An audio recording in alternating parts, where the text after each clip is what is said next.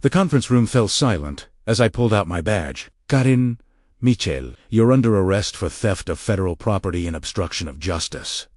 Her face went from smug satisfaction to pure terror in seconds. Wait you can time on the HOA board? I smiled coldly as I snapped the handcuffs around her wrists. Should have thought about that before you towed an FBI vehicle.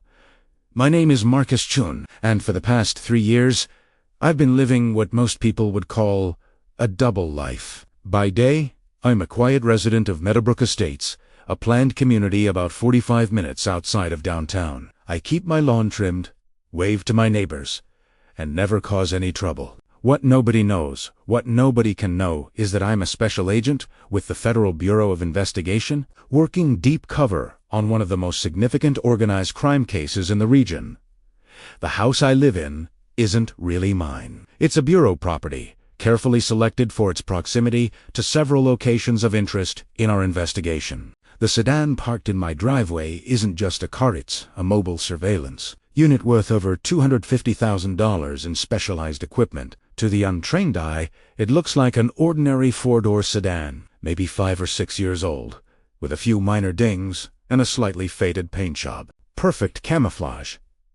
Inside that vehicle is a sophisticated array of listening devices, GPS tracking systems, encrypted communication equipment, and recording technology that would make a Hollywood spy jealous. The trunk alone contains surveillance gear worth more than most people's annual salaries. Every wire, every circuit, every component is federal property. Registered and tracked by the Bureau's Asset Management Division, I chose Estates specifically because it seemed like the kind of place where nobody paid too much attention to their neighbors. The Homeowners Association was run by Barbara Reynolds, a retired elementary school teacher with curly blonde hair, bright red glasses, and a warm smile that could disarm anyone. Barbara ran the HOA with a light touch. She organized the occasional community cleanup, made sure the common areas were maintained, and generally trusted people to be adults about their properties. For 3 years, this arrangement worked perfectly. I came and went at odd hours, sometimes disappearing for days at a time when cases required it. My neighbors probably thought I was a traveling salesman or a consultant of some kind. Nobody asked questions, and I didn't volunteer information. It was the ideal setup for an agent working deep cover. Then, about 6 months ago, everything changed.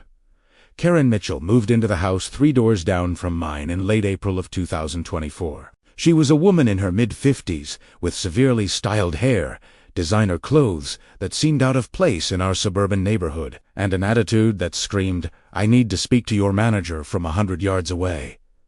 Within 2 weeks of moving in, Karin had attended her first HOA meeting. Within a month, she'd somehow maneuvered herself onto the board of directors. Within 3 months, she'd launched what she called a community improvement initiative that was really just an excuse to harass anyone who didn't meet her exacting standards. Barbara tried to keep Karin's impulses in check, but Karin was relentless. She started with small things, sending violation notices to homeowners whose trash cans were visible from the street, complaining about children's toys left in front yards, measuring the exact height of everyone's grass to ensure it didn't exceed the 2.5-inch maximum specified in the CC. And RSI watched this escalation with growing concern, not because I cared particularly about HOA politics, but because attention of any kind was dangerous to my cover. The whole point of living in Meadowbrook Estates was to blend in, to be forgettable, to be the neighbor nobody really noticed.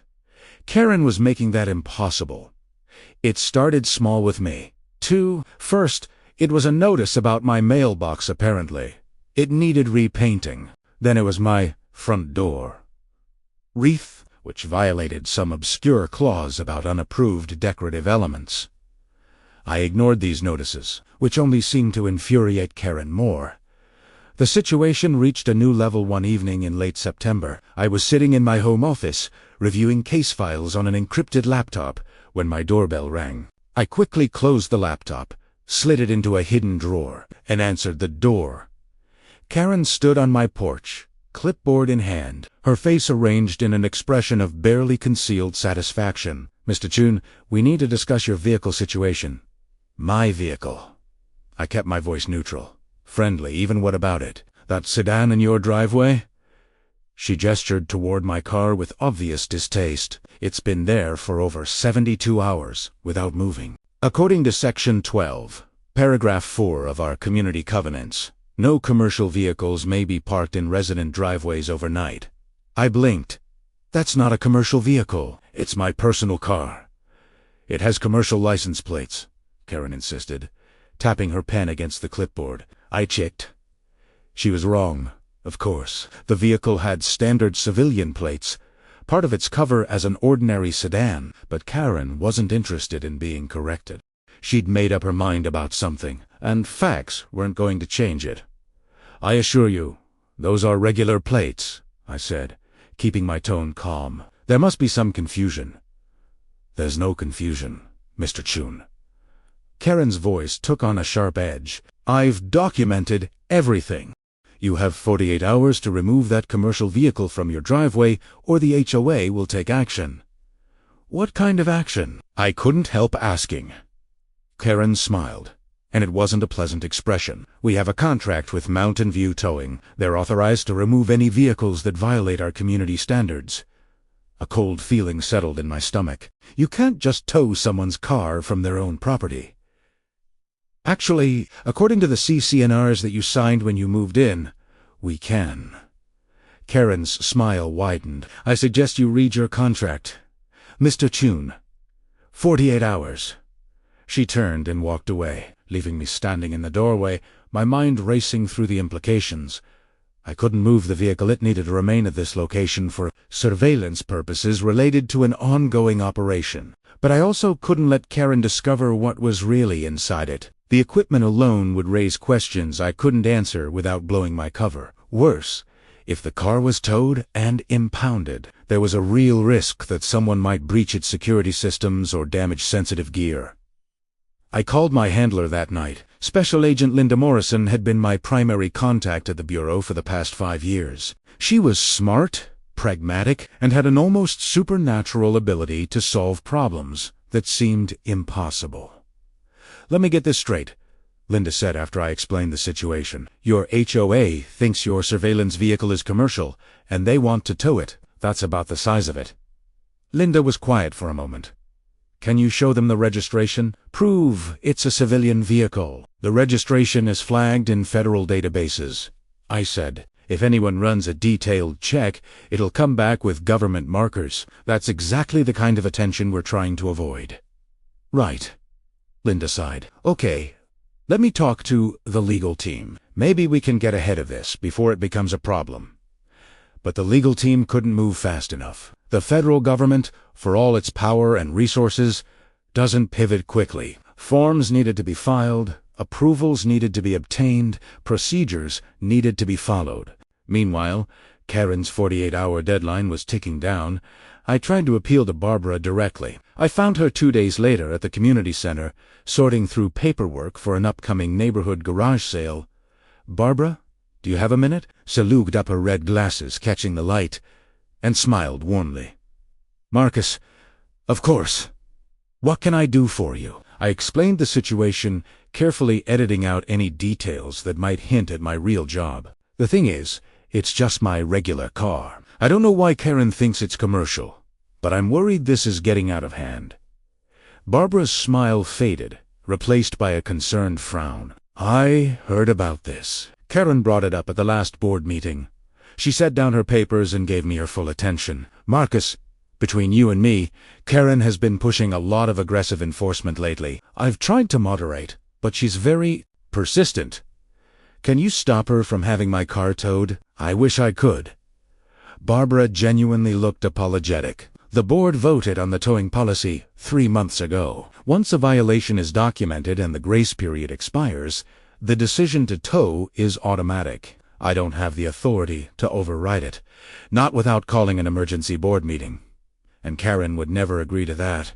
So what do? Barbara reached out and patted my arm gently. Move the car. I know it's inconvenient, but it's the easiest solution, just for a few days.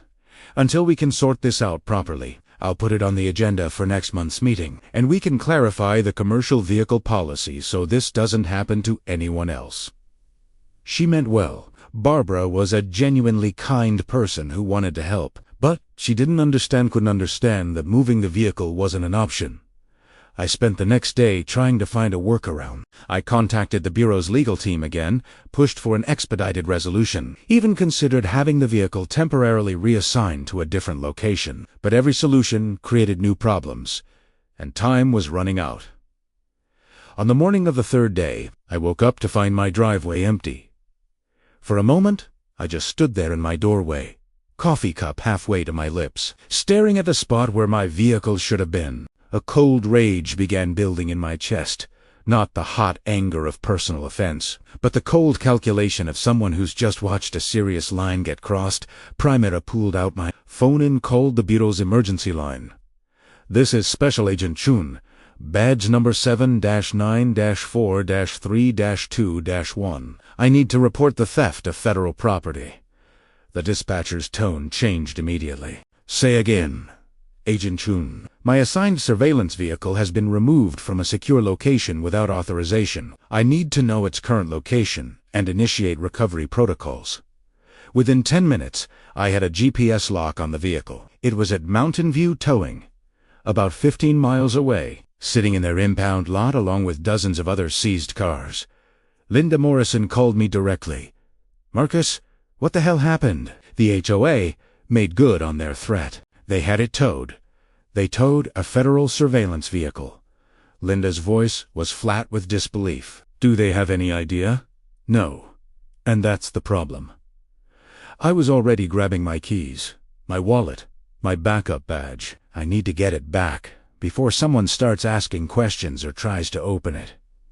"Do not blow your cover over this," Linda warned. "I know you're angry, but we need to handle this carefully." "I'm going to handle it," I said. "But, Linda, someone is going to face consequences for this." I drove to the towing company in my personal vehicle, the one I kept in the garage for errands and trips that didn't require surveillance capability. The tow lot was exactly what I expected, a fenced compound full of impounded cars, with a small office building that looked like it hadn't been updated since 1980-5. The man behind the counter was in his 60s, with oil-stained coveralls and a name tag that read Frank. He looked up as I entered. "Help you. You towed my car this morning. I need to get it back." Frank barely glanced at his computer. "Towing fee is $275. Storage is $30 per day. You'll need to pay in cash or certified check." "The vehicle was towed illegally," I said, keeping my voice level. "It was on private property with the owner's permission. Take it up with whoever called us." Frank shrugged. "We just tow what we're told to tow. You want your car back? You pay the fees." I could have shown him my badge right then, could have explained that he was holding federal property, that every minute that vehicle sat in his lot was compounding his legal problems. But that would have blown my cover irrevocably. Every tow truck driver, every lot employee would know an FBI agent lived in Meadowbrook Estates. So instead, I paid the $305 in cash, signed the release papers, and drove my surveillance vehicle out of the impound lot. But as I drove back toward home, I made a decision. Karen Mitchell had just committed a federal crime. She'd stolen government property, interfered with a federal investigation, and potentially compromised an active operation. She'd done it out of petty HOA, out of a need to control her neighbors and enforce her vision of suburban perfection, and she was going to face the consequences. I pulled into my driveway, parked the vehicle, and sat there for a moment, my hands on the steering wheel. Then I pulled out my phone and called Linda Morrison again. "I want to file formal charges," I said when she answered. "Theft of federal property, obstruction of justice, whatever else legal can make stick. I want the full weight of federal law enforcement brought down on whoever authorized this." Linda was quiet for a long moment. "Marcus, are you sure? This will end your time in Meadowbrook Estates. Once you file charges, your cover is blown." "The operation is wrapping up anyway," I said. "We've got what we need, but I'm not letting this slide."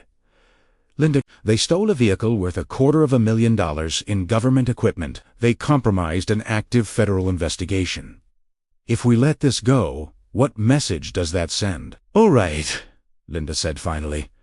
"Let me start the paperwork. This is going to get interesting." She had no idea how right she was. Want to see what happens when Marcus files federal charges? Have you ever dealt with an out-of-control agent? Drop your stories in the comments below. The wheels of federal justice turn slowly, but once they start moving, they're almost impossible to stop.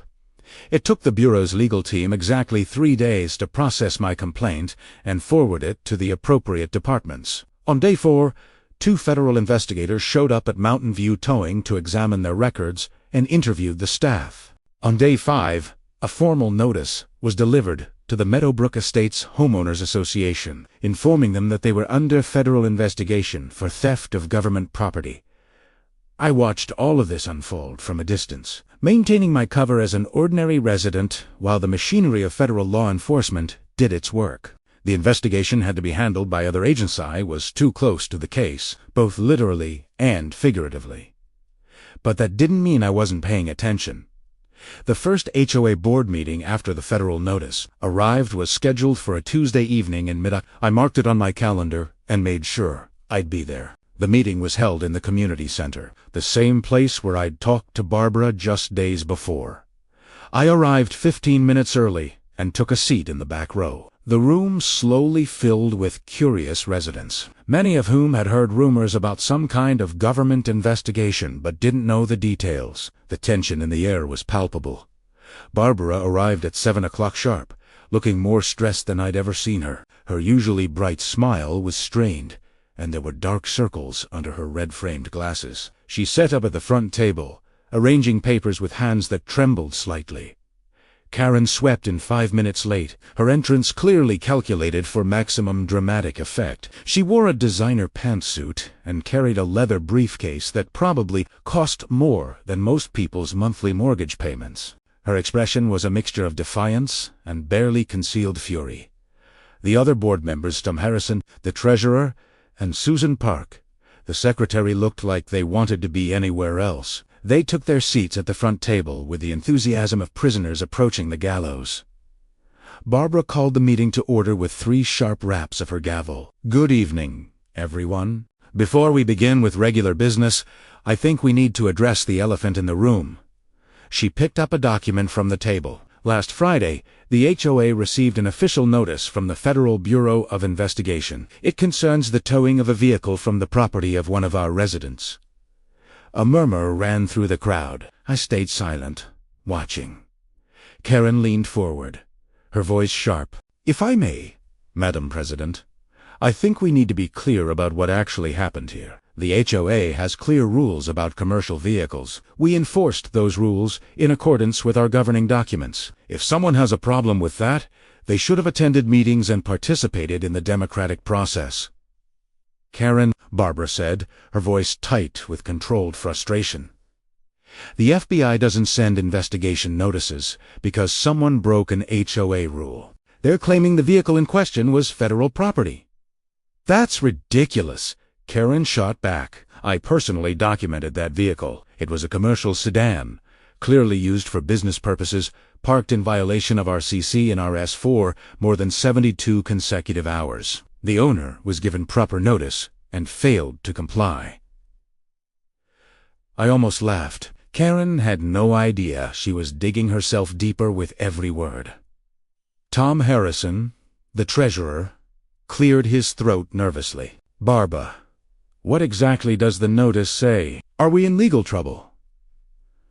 Barbara adjusted her glasses and read from the document. "It says that on the morning of October 3rd, a vehicle registered to a federal agency was removed from private property without authorization. The vehicle contained sensitive government equipment valued at approximately $250,000. The notice indicates that the HOA, specifically the Board of Directors, may face charges of theft of federal property, obstruction of justice, and interference with a federal investigation."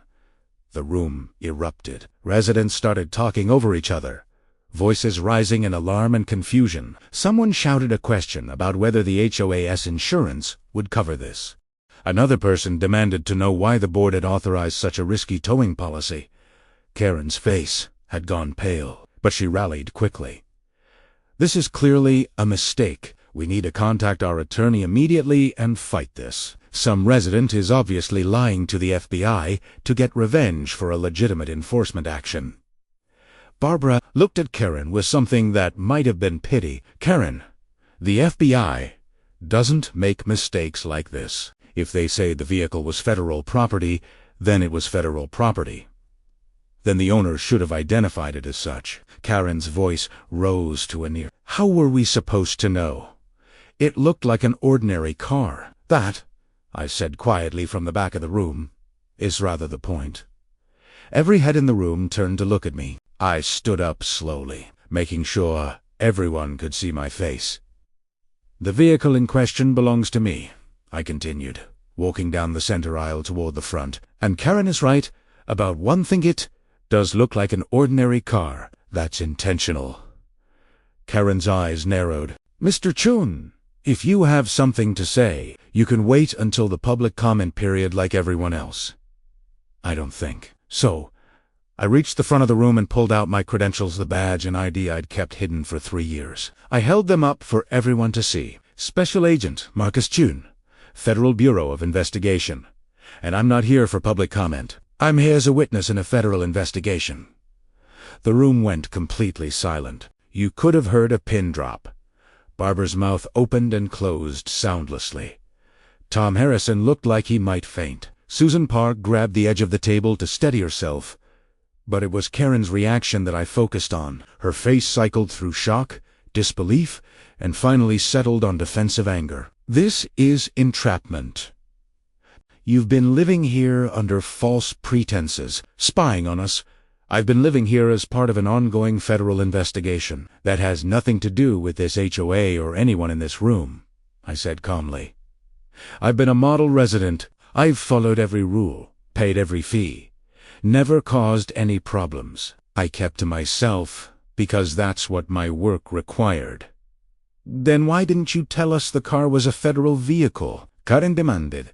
Because I couldn't. Because revealing that information would have compromised an active investigation. Because the vehicle was designed to be covert, and telling you would have defeated the entire purpose. I turned to address the room at large. For 3 years, that car sat in my driveway without incident. Then the board, I looked pointedly at Karen, decided to enforce a rule that didn't even apply, using justification that was factually incorrect, and had the vehicle towed without verification or due process. Barbara found her voice. Marcus Agent Chen, I'm so sorry, primera de no idea. If I'd known, you would have done exactly what you did, I said. And I meant it. You tried to find a reasonable solution. You suggested I move the car temporarily while the board sorted out the policy. You were trying to help. Barbara looked like she might cry. She raised her hands slightly, a gesture of helplessness. I should have pushed harder. I should have called that emergency meeting, overruled the automatic towing policy.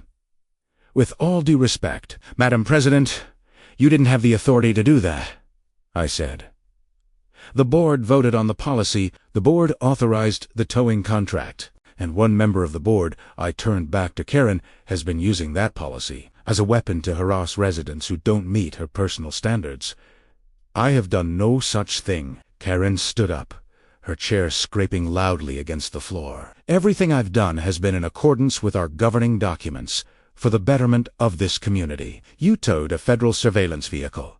Karen, you had government property worth $250,000 dragged to an impound lot where anyone could have accessed it, damaged it, or compromised the sensitive equipment inside. You did this without verifying your facts, without confirming your authority, and without considering the consequences.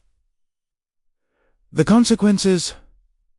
Karen laughed, but it sounded forced. The consequences of enforcing our community standards, of maintaining property values, of ensuring that Meadowbrook Estates remains a desirable place to live. The consequences, I said quietly, of committing a federal crime. That shut her up. I turned back to Barbara and the other board members. The FBI's investigation is ongoing. You'll each be contacted for formal interviews. I strongly suggest you retain legal counsel, Set-Reat counsel, not the HOA as attorney, because your interests may not align with the association's interests. Tom Harrison found his voice. Are we going to be arrested? That's not my decision. I said honestly. That's up to the prosecutors reviewing the case. But I can tell you that the Bureau takes theft of federal property very seriously, especially when it involves specialized equipment used in active investigations. Susan Park spoke up for the first time, her voice barely above a whisper. I voted against the aggressive towing policy. I have it in the minutes. I said it was too harsh, that we should give people more warning. That will be noted, I assured her. The investigators will review all the meeting minutes, all the communications, all the decision-making processes. They'll be looking at who authorized what, woken what, and who acted in good faith versus who acted recklessly. My eyes went to Karen again. She met my gaze with defiant hostility, but I could see the fear underneath. She was finally starting to understand the magnitude of what she'd done. A resident in the third row raised his hand. Agent Chun, can you tell us what you were investigating? I mean, if it's not classified or whatever. I can't discuss the details of the investigation, I said. What I can tell you is that it had nothing to do with anyone in Meadowbrook Estates. You were all completely incidental to my work. This neighborhood was simply a convenient location for surveillance purposes. Another resident spoke up. So all this happened because Karen decided to flex on you about parking. Despite the tension, several people laughed. Even Barbara cracked a small smile before composing herself. Karen's face turned red. This is ridiculous. I'm not going to stand here and be mocked for doing my job as a board member. If there are federal charges, let's team come. I have documentation for everything I did. I followed procedure. I enforced the rules as written. Procedure, I said, doesn't protect you when the rules are applied incorrectly to property you have no jurisdiction over. Federal property enjoys certain immunities and protections. By having my vehicle towed, you didn't just violate HOA policy, you violated federal law. I want to call a vote, Karen said abruptly, turning to Barbara. I move that the board retain the best criminal defense attorney we can find, and that we fight these charges vigorously. This is a political prosecution, an abuse of federal power to intimidate a homeowners association. Barbara looked at her with undisguised incredulity. Karen, did you hear anything? Agent Chun just said. We can't use HOA funds to defend board members against criminal charges. That's not what our insurance covers. That's not what our budget is for. Then I'll pay for it myself, Karen snapped. And I'll sue the FBI, and I'll sue Agent Chun personally. And I'll make sure everyone knows that this is government overreach and harassment. I almost felt sorry for her. Almost. You're certainly entitled to defend yourself however you see fit, I said, but I'd encourage you to listen to whatever attorney you hire. A good lawyer will tell you that threatening to sue federal agents for doing their jobs is not a winning strategy. The meeting devolved from there. Residents peppered the board with questions. Karen refused to answer most of them, sitting with her arms crossed and her jaw clenched. Barbara tried to maintain order, but it was clear she was overwhelmed. I stayed for another 30 minutes, answering what questions I could and declining to answer others. Eventually, Barbara adjourned the meeting early, citing the need for the board to consult with legal counsel before proceeding with regular business. As people filed out, Barbara approached me. She looked exhausted, defeated. Agent Chun, I really am sorry. I wish I'd handled this differently. You did fine, Barbara, I said sincerely. You tried to find a reasonable solution. You treated me with respect and fairness. That's all anyone can ask. Will I be arrested? She asked it quietly, like she was afraid of the answer. I honestly don't know, I told her. But if you cooperate with the investigation, if you're honest about what happened and what you knew, that will count in your favor.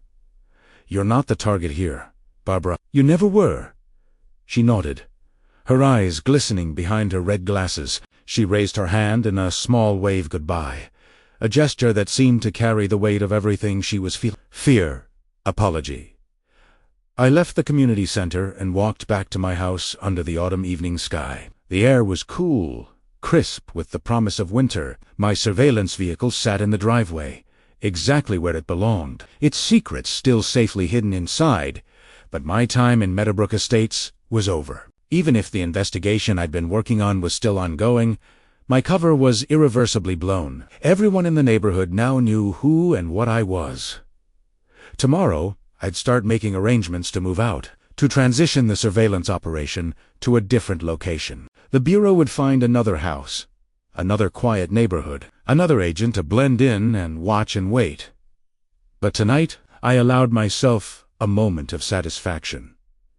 Karen Mitchell had spent 6 months making life miserable for her neighbors, wielding HOA rules like weapons, drunk on the petty power of her board position. She'd targeted me because I was quiet, because I kept to myself, because she thought I was an easy mark. She'd just learned that sometimes the quiet ones are quiet for a reason. And sometimes, when you tow the wrong car, you don't just get a complaint, you get a federal case. Want to see the FBI's investigation unfold? Think Karen will finally face real consequences? Drop your predictions in the comments. The federal investigation moved forward with the methodical precision that characterizes all Bureau operations. Within a week of the HOA meeting where I'd revealed my identity, every member of the board had been interviewed by federal agents within 2 weeks. The prosecutors had assembled enough evidence to make their decision. I wasn't directly involved in most of this. Of interest protocols meant I had to stay at arm's length from the case. But Linda Morrison kept me updated on the major developments, and what I heard was fascinating. It turned out that Karen Mitchell's aggressive enforcement of rules wasn't just about power tripping or maintaining property values. The deeper the investigators dug, the more interesting things became. I got the full story one afternoon in late October, sitting in Linda's office at the federal building downtown. She'd called me in for what she described as a status update, but I could tell from her expression that she had something significant to share.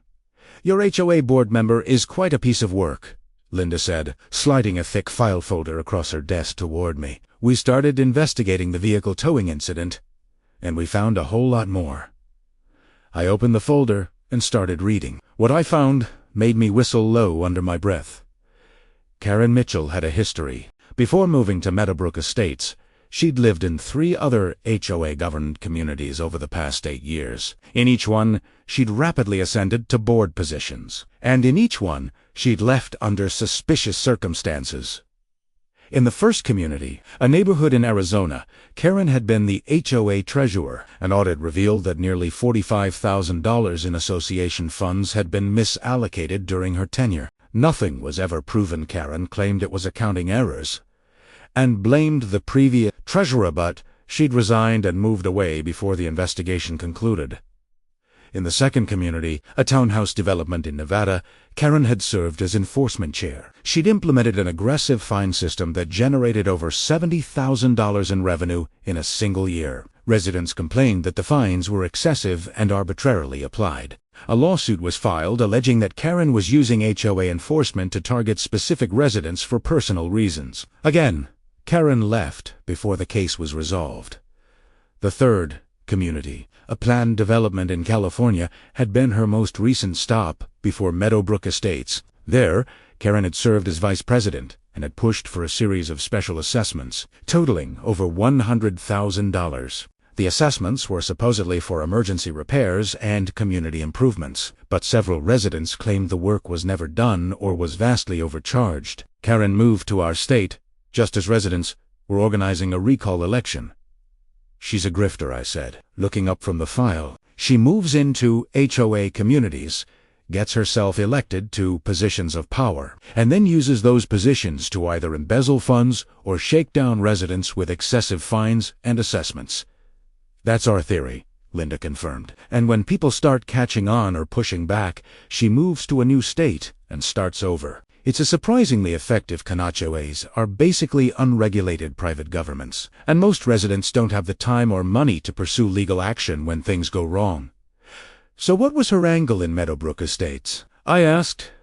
Linda pulled out another document. "We subpoenaed the HOA's financial records. In the 6 months since Karen joined the board, fines and violation fees have increased by 300%. She's been documenting violations for everything from mailboxes that need painting to grass that's a quarter-inch too tall. Most residents just pay the fines $50 here, $75 there because it's easier than fighting." And the money goes where? Into the HOAS General Fund, which the board controls. Karen's been pushing for a major community renovation project that would cost around $200,000. She's even gotten estimates from contractors who, surprise, are all based out of state and have no verifiable track record. I saw where this was going. Let me guess, she was planning to approve the contracts. The contractors would do substandard work or disappear entirely, and Karen would pocket a significant portion of the money. That's what it looks like. We've found email communications between Karen and one of these contractors that suggest they have a prior relationship. We think she's done this before in the other communities, set up fake or inflated contracts, approve them through the board, and split the proceeds. But she couldn't pull it off in those other places because people caught on too quickly. I said, exactly, which is why she keeps moving. New state, new HOA, new victims who don't know her history. Linda leaned back in her chair. Your vehicle towing incident actually did us a huge favor. It gave us a legitimate reason to investigate the HOAS operations, which led us to all of this. What about the other board members? I asked, thinking of Barbara's worried face at the meeting. Are they involved? We don't think so. Barbara Reynolds appears to be completely clean. She's been trying to moderate Karen's enforcement efforts and has consistently voted against the more aggressive policies. The treasurer and secretary seem to have just gone along with Karen's proposals without really understanding what they were approving. That was a relief. Barbara didn't deserve to get caught up in Karen's schemes. So what happens now? I asked. Linda smiled, and it wasn't a pleasant expression. Now we build a case. We've got the vehicle towing incident. That's theft of federal property and obstruction of justice. We've got evidence of HOA fund mismanagement. We've got the pattern of behavior across multiple states. The prosecutors are considering wire fraud charges, conspiracy, possibly even RICO. If we can prove an ongoing criminal enterprise. RICO, really? She's been running the same scam in multiple states for 8 years. Marcus, that's not just bad behavior, that's an organized criminal operation. And the HOA system makes it easy, because there's so little oversight, and because victims often don't realize they've been scammed until long after she's gone. I sat back, processing all of this. What had started as a simple case of an overzealous HOA board member towing my car had uncovered a multi-state fraud operation. When do you move on her? Soon. We want to coordinate with the State Attorney General's office. Some of these charges will be federal, some will be... We're also reaching out to law enforcement in Arizona, Nevada, and California to see if they want to pursue charges related to her activities there. She's going to lawyer up hard, I predicted. She's already talking about suing the Bureau. Linda laughed. Let her try. We've got documentation for everything. Emails, financial records, testimony from dozens of residents across 4 states. Her threat to sue is just bluster. It's what con artists do when they're cornered. We talked for another hour, going over the details of the evidence and the timeline for prosecution. By the time I left Linda's office, I had a clear picture of just how deep Karen's problems went. But there was one more thing I wanted to do before the arrests happened. That evening, I went to Barbara Reynolds' house. It was a modest ranch-style home with a well-maintained garden and a welcome mat that said, "Bloom where you're planted, Vera Barbara."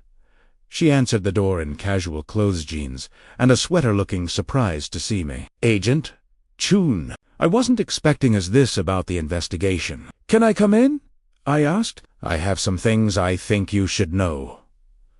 Barbara led me to her living room, which was decorated with photos of grandchildren and shelves full of books about gardening and education. We sat down, and I could see the anxiety in her eyes behind those red-framed glasses.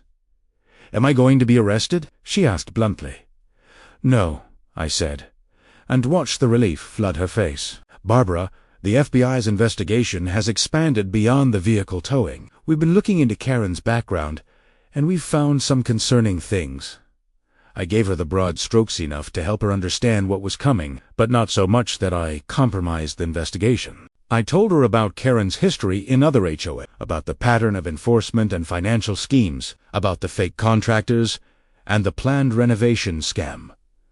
Barbara listened with growing horror. Her hand came up to cover her mouth at one point, and when I finished, she looked like she might be sick.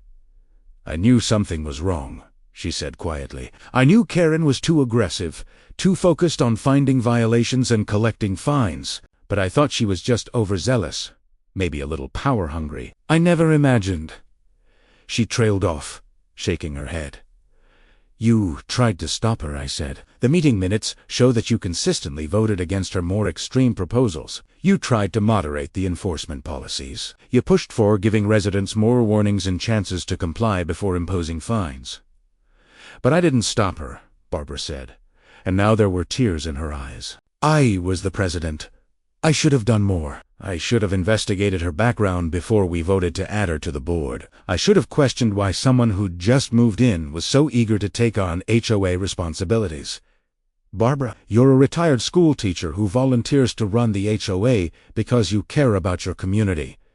You're not an investigator. You're not a fraud expert. You had no reason to suspect that Karen was anything other than an enthusiastic new neighbor.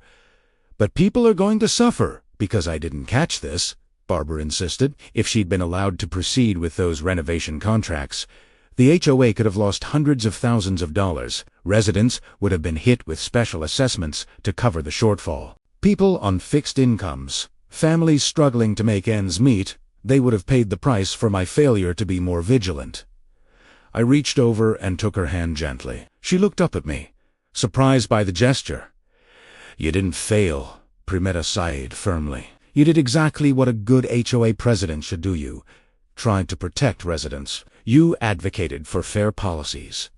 You stood up to someone who was abusing their authority. The fact that Karen was skilled enough to fool you doesn't make you complicit in her crimes.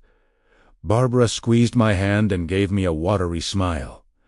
Thank you for saying that, and thank you for coming to tell me this in person. You didn't have to do that.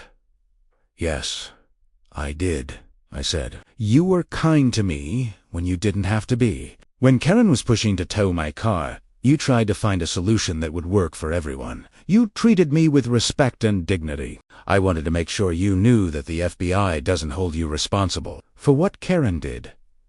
We talked for a while longer. Barbara asked questions about the investigation, what would happen to the whether she should resign from the board, how the community would recover from this scandal. I answered what I could and advised her to consult with the HOA's attorney for the rest. As I was leaving, Barbara walked me to the door. She paused with her hand on the doorknob. Can I ask you something personal, Agent Chun? Marcus, I said. You can call me Marcus. She smiled at that. Marcus, then, were you lonely? Living here for 3 years, not being able to tell anyone who you really were or what you really did. The question caught me off guard. I thought about it for a moment before answering honestly. So metimes. But loneliness was part of the job. I accepted that when I took this assignment. Well, Barbara said, for what it's worth, I'm glad you were here. Not just because you caught Karen, though, I'm certainly glad about that, but because you were a good neighbor. Quiet, respectful, never any trouble. That matters more than you might think. She gave my arm a gentle pat, another one of her characteristic gestures of warmth and connection, and I found myself smiling. Thank you, Barbara. That means a lot. I drove home as the sun set over Meadowbrook estates, painting the suburban streets in shades of orange and gold. In a few days, maybe a week at most, federal agents would arrive to arrest Karen Mitchell. The news would spread through the community like wildfire. There would be shock, anger, probably some schadenfreude from the residents Karen had targeted with her aggressive enforcement. But there would also be relief that someone had finally stopped her. Relief that the community could return to what it was supposed to be, a place where neighbors looked out for each other, where rules were enforced fairly, where people like Barbara could volunteer their time without having to fight against corruption and greed. I'd lived in Meadow estates for 3 years as a ghost, a shadow, someone who was physically present but deliberately forgettable. Now, in my final days here, I was more real to these people than I'd ever been. and, in a strange way, that felt like coming home. The pieces are in place for Karen's downfall, but will she go quietly? What do you think will happen when the FBI shows up to arrest her? Share your predictions below. The Meadowbrook Estate's annual homeowners meeting was scheduled for the first Saturday in November. It was traditionally the biggest meeting of the year. Elections for board positions, votes on the annual budget, discussions of major community projects. This year, attendance was expected to be particularly high. Everyone wanted to see what would happen with Karen. The rumors had been flying for weeks. Some residents had heard about the FBI investigation. Others had heard that Karen was being investigated for fraud. A few claimed to know that multiple states were looking into her activities. The community gossip mill was working overtime, and speculation was rampant. Karen, for her part, had been conspicuously absent from recent board meetings. She'd sent emails claiming she was dealing with personal legal matters and would return to her duties soon. But everyone could read between the lines she was circling the wagons, preparing for whatever was coming. What Karen didn't know was exactly when it would arrive. I knew, though. Linda Morrison had called me 3 days before the annual meeting with the news. "We're moving on November 2nd, she said. "Federal and state charges. We'll have arrest warrants for Kara Mitchell and 2 of her contractor associates. The prosecutors want to make this public. They think it'll help identify additional victims in other states." "The annual meeting is on November 2nd, I said.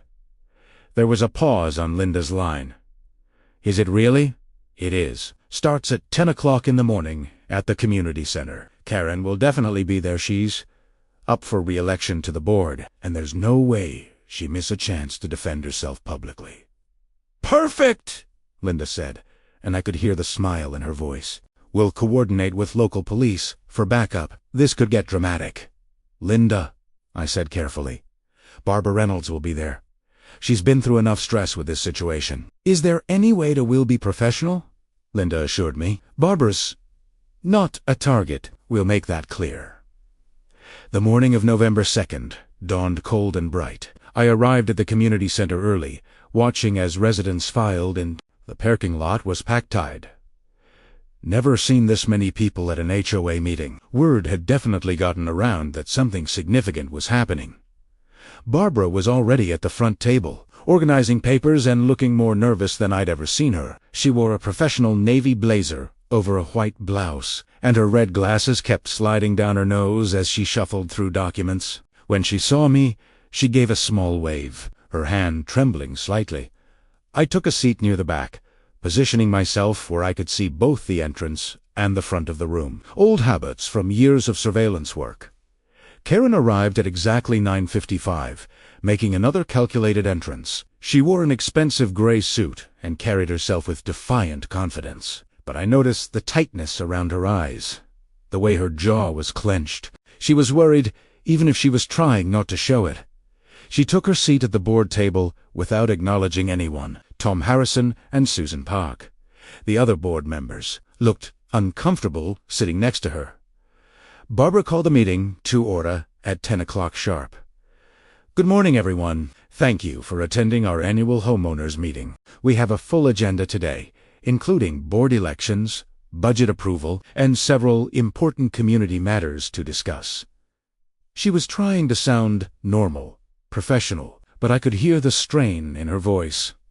"Before we begin with the regular agenda," Barbara continued, "I want to address some of the rumors that have been circulating in our community. As many of you know, the HOA has been subject to a federal investigation regarding point of order." Karen interrupted sharply. "Madam President, I don't think it's appropriate to discuss ongoing legal matters in a public forum. I move that we table this discussion and proceed with the regular agenda." "Karen, people have a right to know what's happening with their HOA," Barbara said, her voice firming up. "We have a responsibility to be transparent. We have a responsibility to protect the association from liability." Karen shot back. "Discussing details of an investigation could prejudice potential legal proceedings and expose the She didn't get to finish. The community center doors opened, and 6 people walked in, 4 FBI agents and windbreakers, with FBI emblazoned across the back, to local police officers in uniform. And Linda Morrison, looking every inch the federal agent she was. The room went completely silent. Linda walked straight to the front of the room. Her credentials held up for everyone to see. Federal Bureau of Investigation. We're looking for Karen Mitchell. Karen's face went white. For a moment, she looked like she might try to run, but there was nowhere to go. The agents had positioned themselves to block all the exits. "I'm Karen Mitchell," she said, her voice barely steady. "What is this about?" Linda pulled out a folded document. "Karen Mitchell, I have a federal warrant for your arrest on charges of theft of federal property, obstruction of justice, wire fraud, and conspiracy to commit fraud. You have the right to remain silent. Anything you say can and will be used against you in a court of law. You have the right to an attorney. This is outrageous." Karen stood up, her chair scraping loudly. "This is harassment. This is a politically motivated prosecution designed to intimidate me because I had the courage to enforce HOA rules against a federal agent. Ma'am, I need you to place your hands behind your back," Linda said calmly. "I will not. I haven't done anything wrong. I demand to speak to my attorney." "You can call your attorney from the detention facility," Linda said. "Right now, I need you to comply with the arrest. Place your hands behind your back." Karen looked around the room wildly, as if searching for someone to help her. Her eyes landed on Barbara. "Bara! Tell them I was just doing my job as a board member. Tell them I was enforcing the rules." Barbara stood up slowly. She looked at Karen for a long moment, and I saw something shift in her expression. The worry and guilt I'd seen for weeks was replaced by something harder, more resolute. "Karen Barra," said quietly, "you towed an FBI vehicle. You embezzled from 3 other 8. You tried to set up a fake contractor scheme here. You terrorized our residents with excessive fines and violations. You weren't enforcing rules, you were running a criminal enterprise." She raised her hand and pointed at the door. "I think you should go with these agents now." Karen's mouth opened and closed soundlessly. The betrayal on her face would have been comical if the situation weren't so serious. You don't have the authority to." "Actually," I said, standing up from my seat in the back, "she does. As HOA president, Barbara has the authority to ask anyone to leave HOA property. And as a federal agent, I can confirm that everything she said about you is accurate." Karen spun to face me, her expression twisting with rage. "This is your fault.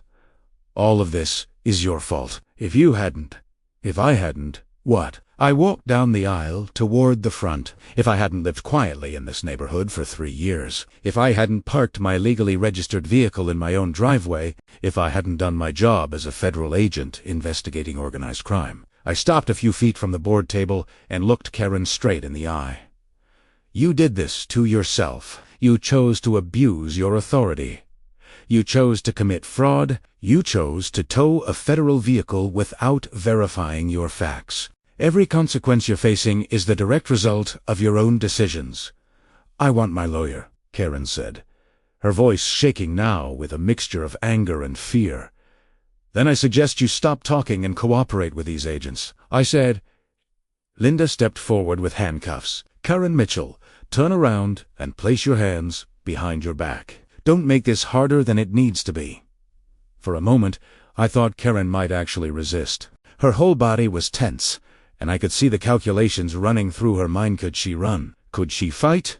Could she somehow talk her way out of this? But then she saw the other agents, saw the police officers, saw the room full of residents watching her downfall with rapt attention, and something broke. Her shoulders slumped. She turned around slowly and put her hands behind her back. Linda snapped the handcuffs on with practiced efficiency. The metallic click echoed in the silent room. "The FBI is also executing a search warrant for your residence," Linda told Karen as she led her toward the door. "Agents are there, now securing evidence. You'll be processed at the federal detention facility and will have an opportunity to contact your attorney." As they walked Karen out, she tried one last time to rally. "This isn't over. I'll fight this. I'll sue every single one of you for false arrest, for harassment, for..." "Ma'am," Linda said wearily, Please save it for your lawyer." The doors closed behind them, and for several seconds, nobody moved. Then the room erupted in conversation. Residents were talking over each other, some expressing shock, others satisfaction, a few asking what would happen to the HOA. Now Barbara rapped her gavel on the table. "Order, please. I know everyone has questions, but we need to proceed with the meeting." "Barbara, what happens to the board now?" someone called out. Barbara took a deep breath. "The board will continue to function with its remaining members. We'll need to hold a special election to fill Karen's vacancy. In the meantime, Tom, Susan, and I will handle all necessary business." "What about the money?" another resident asked. "Did she steal from our H?" "The FBI's investigation is ongoing," I said, stepping forward to address the room. "I can tell you that they're examining all of the HOA's financial records. If any funds were misappropriated, the federal government will work to recover them. You should also know that Karen's activities in Meadowbrook Estates were caught early. She hadn't been able to execute the contractor fraud scheme she was planning. Your HOAS losses should be minimal." "What about the fines she collected?" someone else asked. "I got hit with $300 in violations in the last 6 months, for things like my mailbox needing paint and my grass being too long. Can we get that money back?" Barbara spoke up. "That's something the board will need to discuss. We'll be reviewing all the fines and violations Karen issued to determine which were legitimate enforcement actions and which were excessive or unjustified. We'll work with our attorney to figure out the appropriate remedies." The questions continued for another 20 minutes. I answered what I could, and Barbara handled the HOA-specific concerns with a composure I admired. She was shaken, but she was holding it together.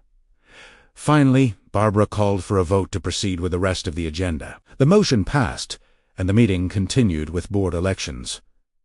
Without Karen running, the election was straightforward. Barbara was re-elected as president unanimously. Tom and Susan were re-elected to their positions as well. A new resident, a retired accountant named Margaret Shuno, relation to me, was elected to fill Karen's vacant seat. As the meeting wound down, Barbara made one final announcement. "Before we adjourn, I want to say something."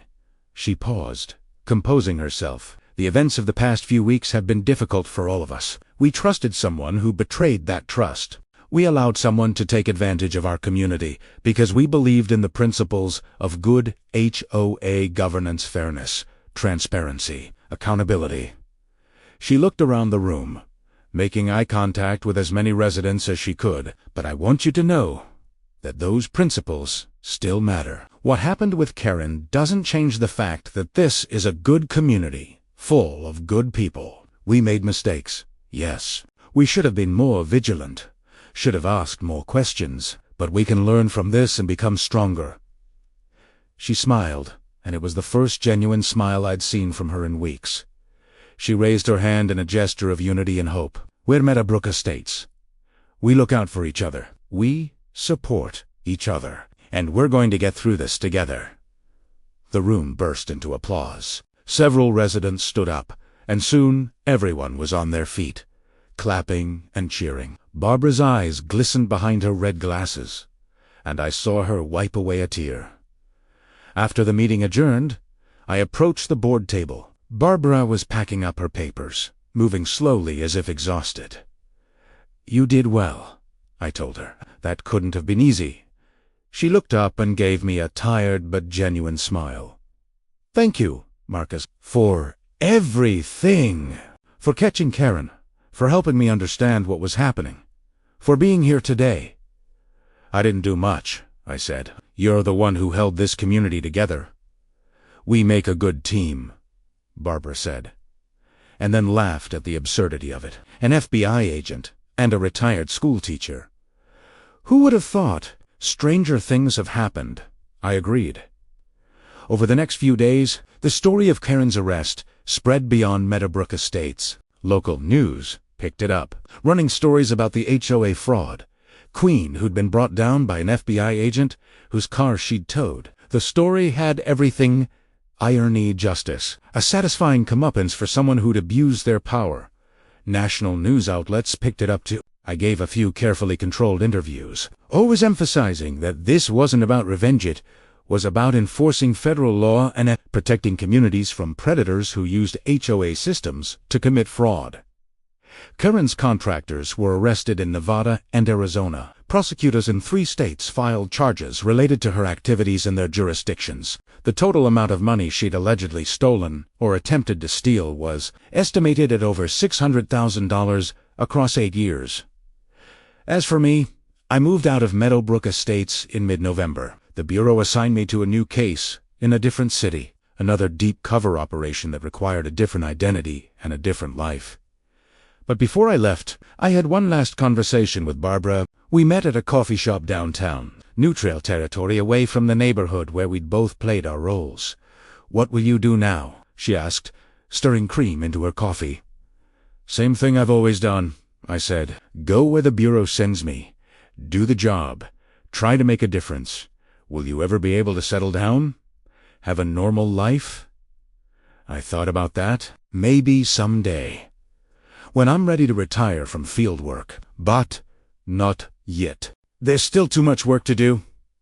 Barbara nodded. She understood better than most the sacrifices that came with service. She'd spent 30 years teaching children, shaping lives, making a difference in her own way. "Well," she said, raising her coffee cup in a small toast, "thank you for your service. Not just for catching Karen, but for all of it. For the work you do that nobody sees, the sacrifices you make that nobody knows about." I raised my cup to meet hers. "Thank you for caring about your community enough to fight for it. People like Karen count on people like you giving up or looking the other way. You didn't. That matters." We sat there for a while longer, to people who'd been briefly connected by circumstance, enjoying a moment of peace before we both moved on to whatever came next.